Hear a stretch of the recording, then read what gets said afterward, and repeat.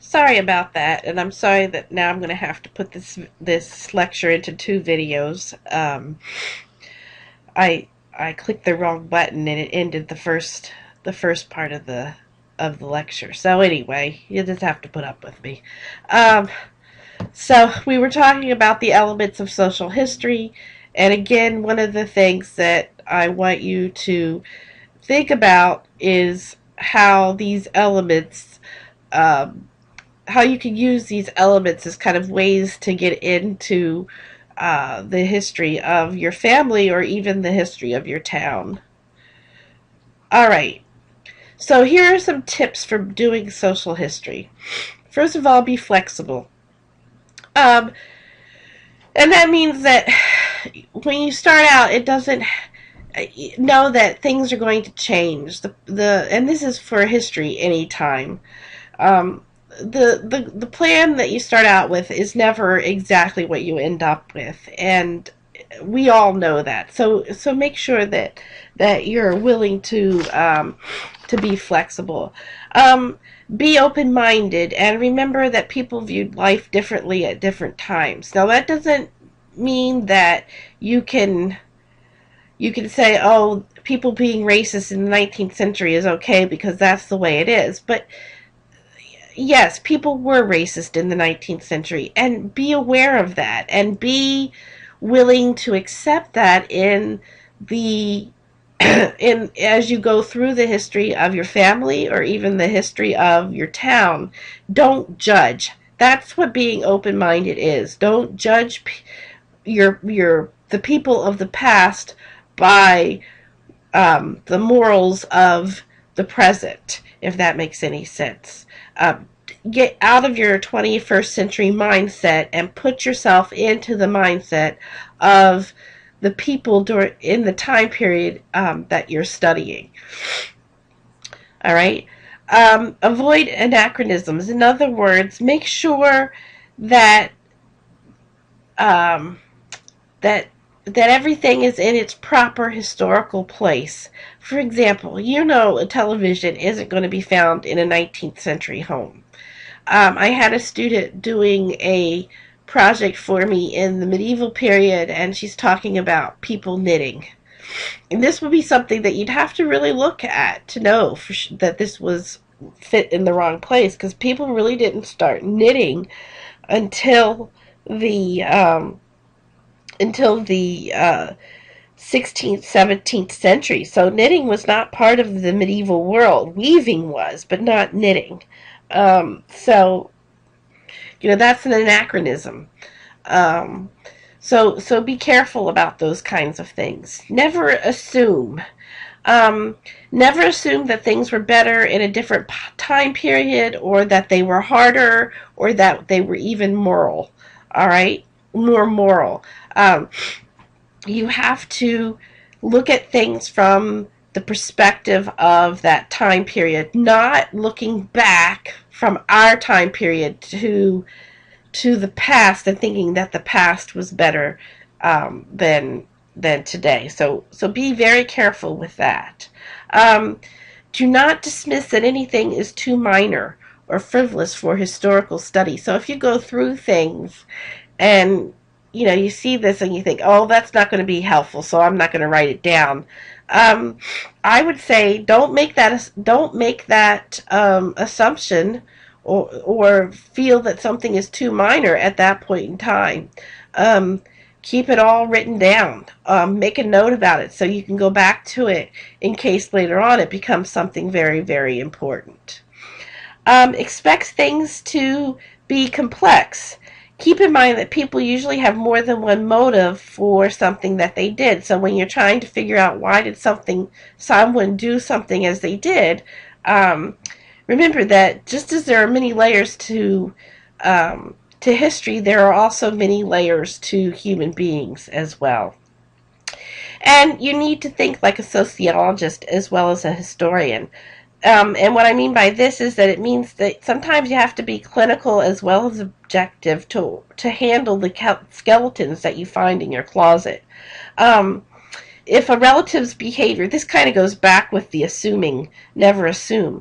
If a relative's behavior is typical of a social problem common in his group or time period, then that gives you context to understand and explain what could be considered dubious behavior now. So in other words, again, don't judge people by the standards of today. Keep in mind, look at them, look at their ideas, the ideas that are influencing them in the time period in which they live, and keep that in mind.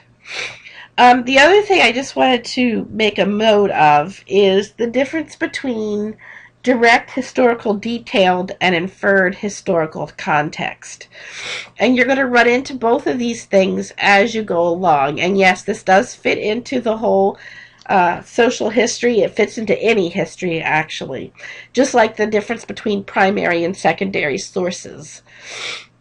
Direct history is precise historical information, while inferred historical context is from data gathered from many sources to determine or create generic background information.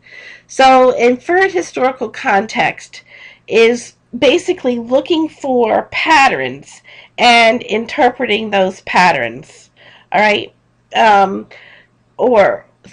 for example, you could take a census, a population census, and if you put it into a database and ran queries on it, you can find out that, so many people are in this community are Irish, so many people in this community are French, so on and so forth. And you can infer from those different kinds of things then that there must be a Catholic church somewhere, right? Because the majority of Irish people were Catholic. The majority of French people, especially in the St. John Valley, were Catholic. So that's what it means, that you can make inferences. Now you have to have the data to back it up, but you can make inferences. All right. So a direct history is precise historical information would be like, okay, so we know that that people in France speak French, right? That's direct history, is precise historical information. Whereas inferred is you're coming up with conclusions that are based on data that you've gathered from other sources. If that doesn't make sense, let me know, and I'll try to explain it a little bit better. I think that was all I wanted to talk to you about. So, as you're thinking about your different topics, what you're going to choose for a topic, you want to think about, do I want to do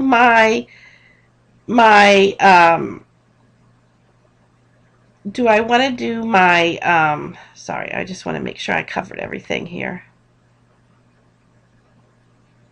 Oops. I'm sorry. I'm having a senior moment here. I just wanted to make sure that, okay, so we did this. Did we do this one? Yes, okay. Did we study this one?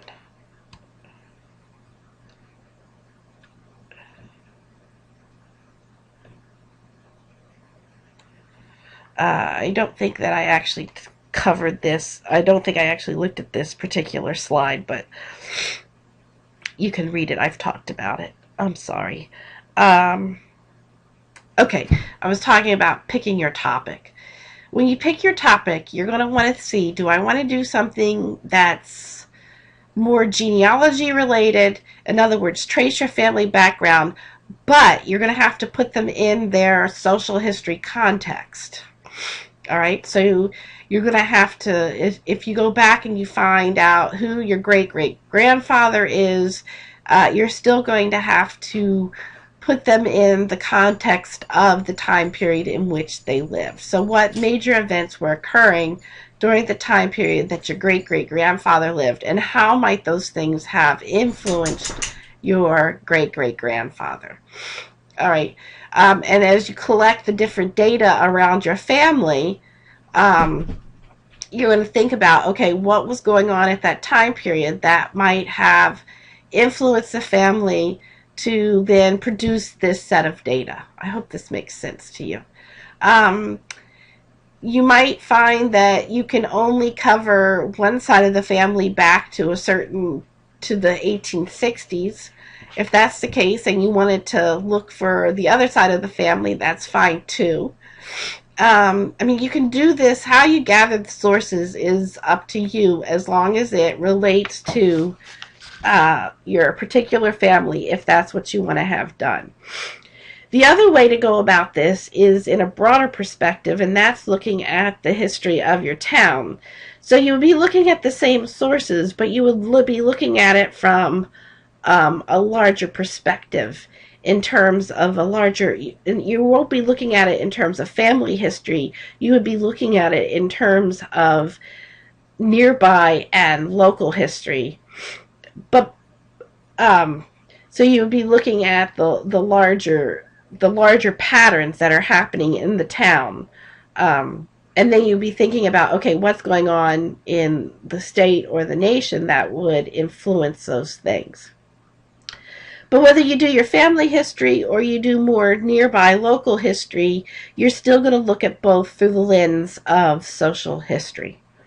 So I hope this makes sense, and if it doesn't, please let me know, and I will try to re-record this later if you think I need to do so. But I apologize. As you can tell, I'm just not in a very good place right at the moment. So, all right. Well, thanks for listening to me, and I really hope that you will ask me questions if things aren't clear. Okay.